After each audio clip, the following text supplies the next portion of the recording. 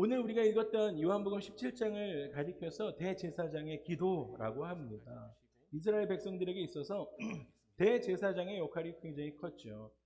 대제사장의 역할은 하나님 앞에 나아가서 그들의 죄를 대신해서 죄 사함을 위해서 제사를 드리고, 또한 하나님의 말씀을 받아서 백성들을 가르치는 역할을 대제사장이 했어요.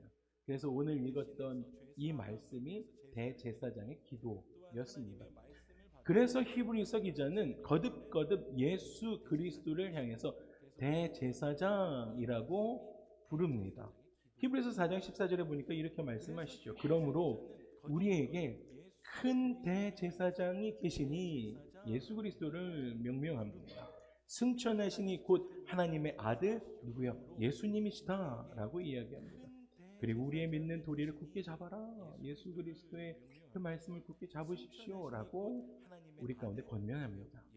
오늘 읽었던 요한복음 17장은 예수님께서 이 말씀을 하시고 눈을 들어 하늘을 우러러 기도하시는 장면입니다. 여기에서 이 말씀이라는 것은 요한복음 16장 그 마지막에서 나오는 말씀입니다.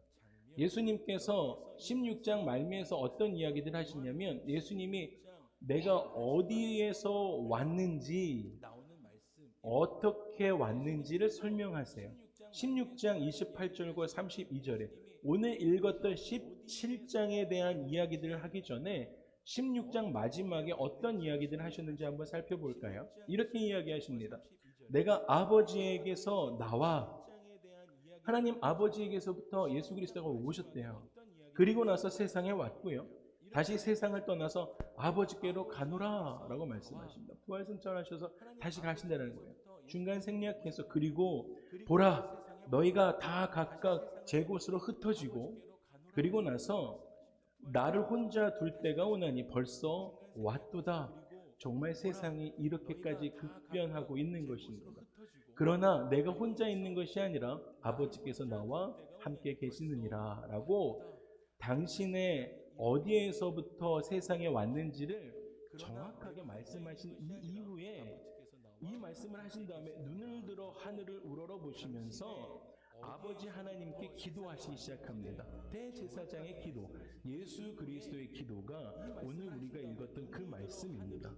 다시 한번 읽어볼까요? 아버지여 때가 이르렀사오니 대제사장의 기도, 아들을 영화롭게 하사 아들로 아버지를 영화롭게 하옵소서. 하나님을 영화롭게 하기 위해서 이 기도를 하시는 거예요. 아버지께서 아들에게 주신 모든 사람에게 영생을 주게 하시려고 만민을 다스리는 권세를 아들에게 주셨음이로소이다. 영생은 곧 유일하신 참 하나님과, 여러분 영생에 대해서 예수 그리스도께서 정의를 내려주십니다. 영생은 뭐라고요? 곧 유일하신 참 하나님과 그가 보내신 자 예수 그리스도를 아는 것입니다. 할렐루야. 영생은 그것입니다. 아버지께서 나에게 하라고 하신 그 일 뭐예요? 사명. 그게 뭐예요? 내가 이루어 아버지를 이 세상에서 영화롭게 하였사오니, 그 뭐예요? 하나님을 영화롭게 하는 것은 예수 그리스도께서 그 사명을 다 하는 것이었어요. 아버지여 창세전에 내가 아버지와 함께 가졌던 영화로서 지금도 아버지와 함께 나를 영화롭게 하옵소서. 여러분 예수님의 기도의 핵심이 무엇입니까? 창세전에 내가 아버지와 함께 가졌던 영화로서 지금도 아버지와 함께 나를 영화롭게 대제사장의 기도가 여러분 예수님의 기도의 핵심이 무엇입니까? 하시는 것이었어요. 그리고 아버지 하나님을 영화롭게 하는 길은 아버지 하나님께서 예수 그리스도께 주신 그 사명을 다 하시는 것이었습니다. 여러분 지난주 말씀 기억하십니까? 기억하시는 분들 계시나요? 고개를 끄덕이신 분들이 계세요. 여러분 지난주 피조물로서 우리는 피조물로서 하나님을 영화롭게 하는 유일한 길이 있어요 라고 말씀드렸어요. 그것이 무엇이었습니까? 네, 감사로, 넘치는 감사로 하나님을 영화롭게 하는 것이었어요. 그것은 피조물로서의 우리의 역할이었습니다. 그런데 예수 그리스도께서 오늘 말씀하신 것이 무엇이었어요? 네, 예수 그리스도께서는 하나님께서 주신 사명을 다 이룸으로써 하나님을 영화롭게 하시겠다라고 말씀하십니다. 우리는 이제는 이 두 가지를 다 해야 하는 거예요. 그래서 제가 오늘 하나님을 영화롭게 하는 이 두 가지를 가지고 온 것입니다. 예수 그리스도를 닮아야 하니까 하나님께서 우리 가운데 주신 그 사명을 예수 그리스도 닮아서 이 사명을 다하며 살아가야 하는 것이에요. 여러분, 그 사명, 예수 그리스도의 사명 무엇이었습니까? 십자가 위에서 모든 사람을 위한 속죄 제물이 되어 죽으시고, 또한 죽으신 지 사흘 만에 부활하심으로 모든 믿는 자들에게 영생을 주시는 것이었습니다. 이것이 예수님의 사명, 복음. 예수님 이거 다 이루셨습니다. 그리고 이제 때가 이르러 끝까지 아버지의 뜻에 순종하심으로 영화롭게 되어 아버지를 영화롭게 할 수 있도록 도와주십시오 라는 기도를 예수님 지금 하고 계신 것입니다. 예수님께서 아버지 하나님을 영화롭게 하는 길은 순종함에 있었습니다. 오늘 예수님께서 하나님께 보여드렸던 순종에 대해서 말씀을 드리고, 우리도 또한 순종함으로, 예수 그리스도 닮아서 순종함으로 하나님 앞에 어떠한 순종으로 나아가야 할지 오늘 말씀을 나누도록 하시겠습니다. 첫 번째, 우리도 예수님처럼 하나님께 순종해야 합니다. 여러분, 순종에 그렇게 하려면 우리도 순종의 대상이 분명해야 해요. 순종함의 대상이 분명해야 한다라는 것입니다. 바울은 에베소에서 과거에 예수님을 모르던 우리들이 누구에게 순종하며 살았는지 다시 한번 일깨워주는 말씀을 하세요. 우리가 어디에 순종하며 살았었는지 한번 생각해 보라는 거예요. 에베소서 2장 이렇게 이야기해요. 그는 허물과 죄로 죽었던 너희를 살리셨도다. 그 허물과 죄로 죽었던 그 허물과 죄를 설명하는 거예요. 니네가 어디에 순종하며 살았는지 이야기해요. 그때에는 너희는 그 가운데서 행하며 이 세상의 풍조를 따르고 공중권세 잡은 자를 따랐으니, 거기에 공중권세 잡은 자를 거기에 순종했으니 곧 지금 순종하지 않았던 그 불순종의 아들들 가운데서 역사하는 영이었다라는 것입니다. 여러분, 세상의 풍조를 따르고 공중권세 잡은 자를 따랐으니 지금 불순종의 아들들 가운데서 역사하는 영, 허물과 죄로 죽었던 거기 가운데 우리가 순종하며 살았는데 예수님께서 어떻게 하셨습니까? 허물과 죄로 죽어 있었던 우리를 살리셨다라고 예수님께서 우리 가운데 말씀해 주신 것입니다. 여러분, 그런데요, 그럼에도 불구하고 이 세상은 지금 어떻습니까? 여러분, 지금 여러분의 믿지 않는 이웃들은 어떻습니까? 지금도 공중권세 잡은 자, 곧 사탄에게 순종하며 살아가는 사람들이 헤아릴 수 없을 만큼 많습니다. 이렇게 이야기해요. 와, 이거 팬시하다. 이건 유행이에요 라면서 그러한 문화를 통해서 사탄에게 순복하며 살아가는 사람들이 아직도 너무 많다라는 것입니다. 여러분, 순종의 대상이 뭐라고요? 분명해야 합니다. 할렐루야. 어디에 순종하며 살아가야 할지가 분명해야 한다라는 것입니다. 누구에게 순종하는가가 정말 중요해요. 여러분, 꼭 기억하십시오. 사탄에게 순종하는 사람은 하나님께 순종할 수가 없어요. 여러분, 세상에 순종하는 사람은 하나님께 순종할 수 없습니다. 하나님께 순종하는 성도들은 사탄에게 순종할 수가 없다라는 것입니다. 할렐루야. 그래서 하나님께서 나의 절대 주권자가 되십니다. 주님이 나의 삶의 주인이십니다. 라고 이런 믿음을 가진 사람만이 하나님께 순종할 수가 있습니다. 사랑하는 주사랑 가족 여러분, 우리는 예수 그리스도의 핏값을 주고 사신바된 하나님의 자녀가 되는 줄 믿습니다. 그렇기 때문에 하나님의 선하심을 믿는 사람들만이 순종하며 살아갈 수 있는 거예요. 주님 선하신 분이시니까 핏값 주고 사신바된 그 은혜를 입은 나의 삶이기 때문에 하나님께 순종하고 그 대상이 분명한 거예요. 나는 하나님께 나의 주인이 누구신지 알고 하나님께 순종하며 살아가겠습니다 라고 고백하며 살아갈 수가 있습니다. 그래서 여러분, 순종은요, 믿음입니다. 믿음이 없이는 순종할 수가 없어요. 그래서 우리가 생명의 삶에서 이번 주에 묵상하셨던 분들 아시는 바와처럼 히브리서 11장 6절 믿음이 없이는 기쁘시게 못하나니 하나님께 나아가는 자는 반드시 그가 계신 것과 또한 그가 자기를 찾는 자들에게 상 주시는 이심을 뭐라고요? 믿어야 한다라는 거예요. 믿어야 한다라는 것입니다. 순종은 믿음에서 나오는 거예요. 그래야 하나님을 기쁘시게 할 수 있는 것입니다. 여러분 뿐만 아니라 하나님을 사랑하는 사람만이, 우리 교회 이름처럼 주 사랑하는 사람들만이 할렐루야 순종할 수 있어요. 순종할 수 있습니다. 하나님 사랑은 순종으로 나타나기 때문입니다. 진정으로 하나님을 사랑한다면 그의 말씀에 순종하게 됩니다. 순종은 약한 사람의 덕목이 아니에요. 그냥 복종하는 그런 의미가 아니기 때문입니다. 여러분, 강한 사람만이 순종할 수가 있습니다. 근본적으로 우리는 우리 내면에 하나님께 순종하고 싶어 하지 않는 그러한 본성을 가지고 태어났습니다. 이거 인정하셔야 돼요. 우리 안에 내면을 자꾸 들여다보잖아요.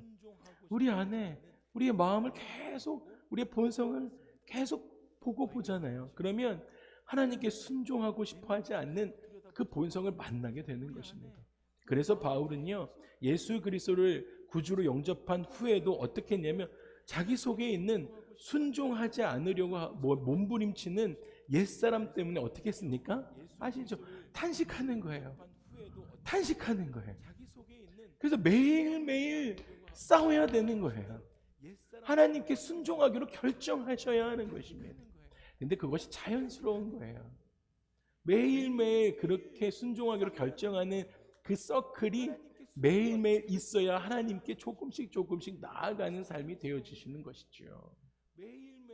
그래서 바울은 오직 성령의 도우심으로 자기를 쳐서, 할렐루야, 매일매일 자기의 본성은 그렇지 않으니까 계속 하나님과 반대되는 쪽으로 가려고 하니까 매일매일 자기를 쳐서 하나님께 복종할 수 있었다라고 고백하는 거예요. 로마서 8장에 이렇게 고백하죠. 육신의 생각은 하나님과 원수가 되나니 이는 하나님의 법에 굴복하지 아니할 뿐만 아니라 할 수도 없음이라. 육신에 있는 자들은 하나님을 기쁘시게 할 수 없다라고 이야기합니다. 육신에 있는 자들은 하나님을 기쁘시게 할 수 없다라고 해요. 죄의 본성의 지배를 받는 자들, 이렇게 이야기해요. 영어 성경에 보니까 죄의 본성의 지배를 받는 사람들이라고 표현을 합니다. 그래서 여러분, 오직 성령의 기름 부으심을 받은 사람들만이 하나님께 순종할 수가 있습니다. 그것이 하나님을 영화롭게 하며 살아가는 삶이 되기 때문입니다. 성령께서 우리로 하여금 불순종하려고 하는 우리의 옛사람을 극복하게 하시고 온전히 하나님께 순종하게 하십니다. 성령님께서 우리를 영적으로 강하게 해주실 줄 믿습니다. 그런 의미에서 우리가 하나님께 순종하고 있다라는 것이 정말 하나님의 큰 축복이 되는 줄 믿습니다. 두 번째는 순종하기 위해서 하나님의 말씀을 들어야 한다라는 것이에요. 어떤 설교를 들어야 된다라는 의미가 아니고요. 각자 어떤 설교 말씀 중에서도 하나님께서 포인트 해주시는 부분들이 있겠죠. 근데 이것은 하나님께서 주시는 그 비전, 하나님께서 주시는 정확한 콜링에 대한 부분입니다. 그 의미에서 들어주셔야 해요.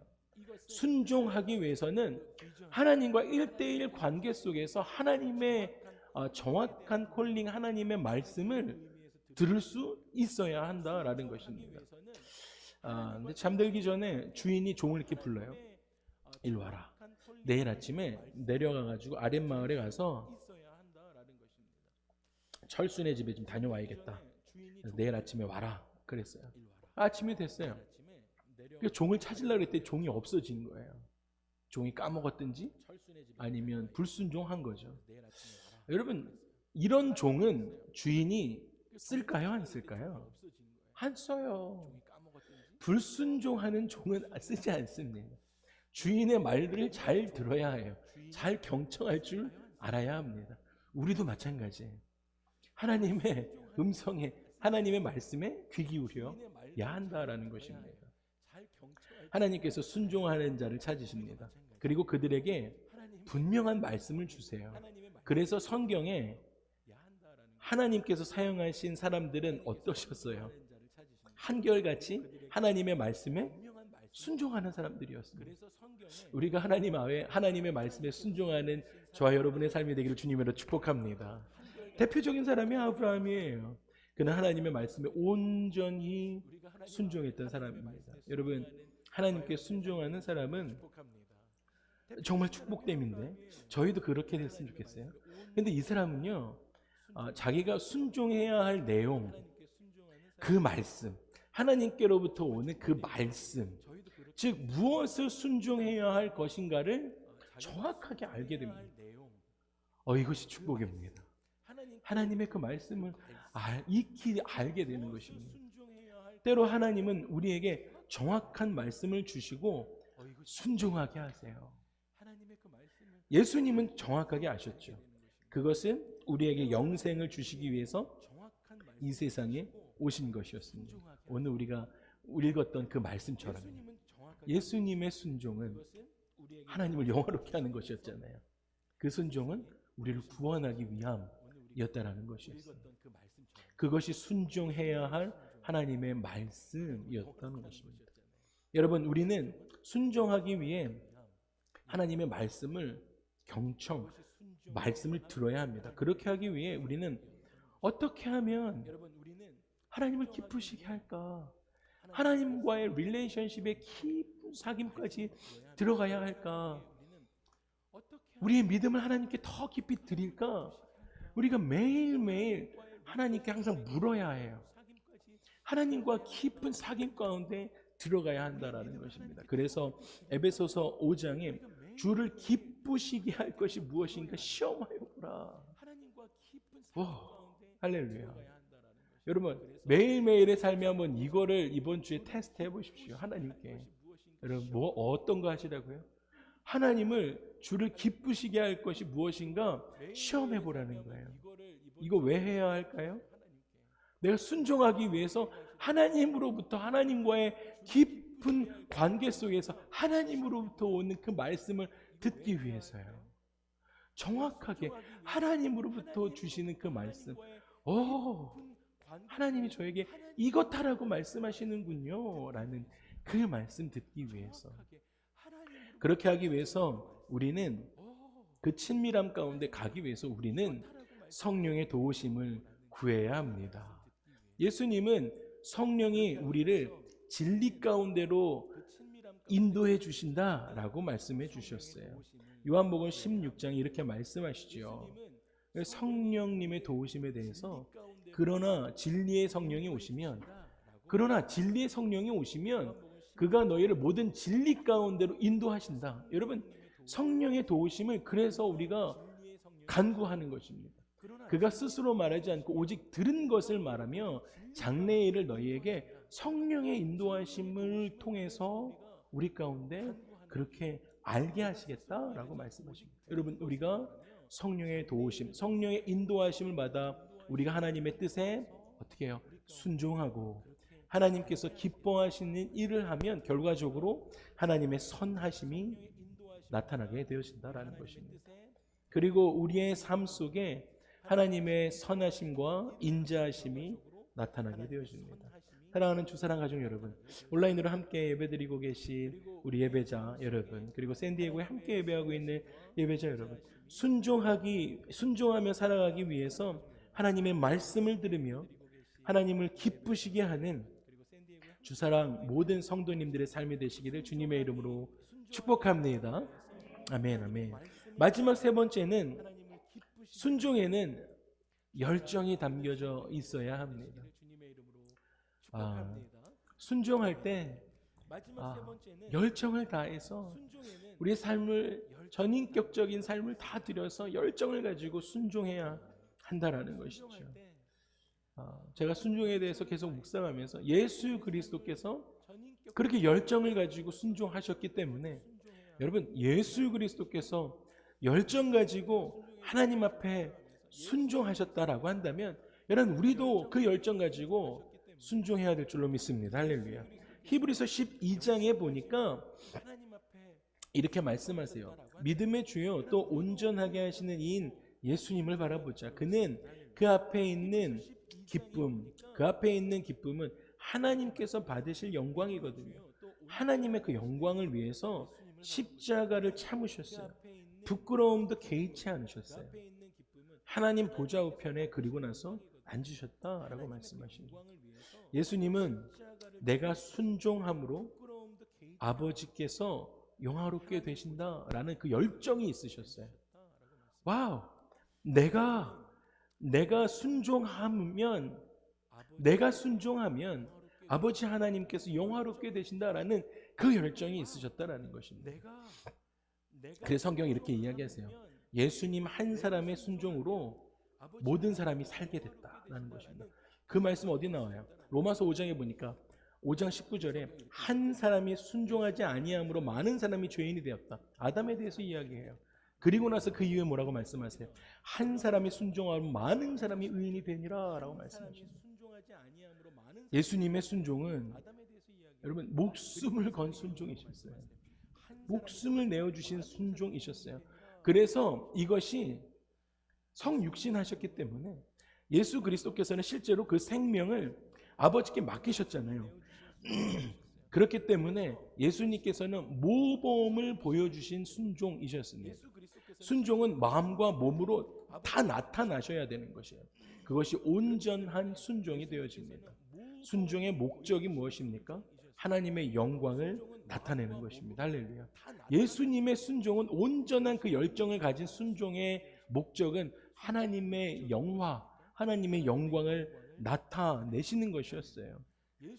저와 여러분의 삶에도 순종하실 때 방향과 목적이 분명한 것이지요. 세상이 아니라 하나님을 향해서 하나님의 교회와 하나님의 영광을 위해서 순종하기 시작할 때, 우리가 100% 순종하기 시작할 때 하나님의 영광이 100% 나타나게 될 줄로 믿습니다. 그래서 예수님도 기억하셨으면 좋겠어요. 순종에는 훈련이 필요해요. 순종에는 훈련이 필요해요. 예수님도 그래서 아까 제가 말씀드렸던 것처럼 그렇게 순종을 배우셨다라고 히브리서 5장에 기록하고 있습니다. 수요 여성 예배에서도 우리가 히브리서를 계속 읽었었는데요. 히브리서 5장 8절에서 10절 보니까 이렇게 말씀하세요. 그가 아들이면서도 받으신 고난으로 순종함을 배워서 라고 말씀하세요. 여러분 이게 순종이 그만큼 어려운 거예요. 예수 그리스도께서도 순종함을 훈련하신 거예요. 여러분 우리 가운데도 매일매일의 삶에 이러한 훈련들이 있으시기를 주님으로 축복합니다. 사랑하는 주사랑 가족 여러분, 또 온라인으로 함께하는 예배자 여러분, 때로는 우리도 고난을 통해서 순종을 배우게 됩니다. 울면서 순종을 배우기도 해요. 자존심이 상하도록 꺾어지면서 순종을 배우게 됩니다. 누구에게 순종 배우게 되죠? 대상이?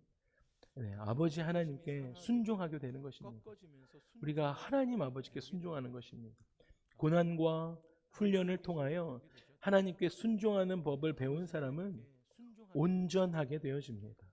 이처럼 순종에는 열정이 있어야 되는 것이에요. 열정을 가지고 순종하는 것입니다. 예수님께서 그렇게 하셨기 때문에 내가 순종함으로 하나님의 영광을 세상에 드러나겠다. 여러분 순종은요, 내가 순종함으로 내가 뭐 어떻게 하겠다라는 것이 아니라 내가 순종함으로 하나님의 영광을 세상에 드러내겠다 라는 그 열정이 우리로 하여금 극한 상황에서도 순종할 수 있게 합니다. 할렐루야. 성령님께서 우리에게 이러한 열정을 주시기를 주님의 이름으로 축복합니다. 말씀을 마무리하겠습니다. 순종하는 사람에게 하나님의 영광이 임합니다. 순종할 때 합력하여 선을 이루시는 하나님을 경험할 수 있습니다. 삶이 순조롭게 되죠. 순종할 때 우리의 믿음이 자라나게 됩니다. 순종할 때 우리의 삶에 큰 기쁨이 임하게 됩니다. 순종의 목적은 하나님을 나타내는 것입니다. 한번 따라해 주시겠어요? 순종의 목적은 하나님의 영광을 나타내는 것입니다. 아멘. 아멘, 아멘, 아멘. 이번 한 주 시작하시면서 열정을 가지시고 하나님께 순종하심으로 하나님의 말씀을 정확하게 들으시며 살아가시는 저와 여러분의 삶이 되시길 주님의 이름으로 축복합니다. 아멘. 우리 함께 일어나셔서 오늘 말씀 기억하시면서 순종하십시다 라고 이야기하면 이 순종하는 것이 우리의 본성 자체에 굉장히 거부감이 있어요. 그런데 여러분 꼭 기억하셨으면 좋겠어요. 순종은 하나님을 향한 것이에요. 어떤 대상이 정말 분명하셔야 한다라는 것이에요. 예수 그리스도께서도 훈련하셨다라는 것을 잊지 않으셨으면 좋겠습니다. 내가 누구 밑으로 들어가는 것이 아니다라는 것입니다. 여러분, 겸손한 사람만이, 믿음을 가진 사람만이 성경적인 순종하실 수 있습니다. 그래서 여러분, 성경적인 순종, 예수 그리스도께서 하나님 앞에 하신 그 순종, 내가 닮을 수 있도록 주님 도와주십시오 라는 마음 가지고 하나님 이번 한 주 살아갈 수 있도록 인도해 주십시오라고 여러분 그 마음 가지고 우리 함께 찬양하셨으면 좋겠어요. 우리 함께 찬양하시고 기도하고 싶습니다.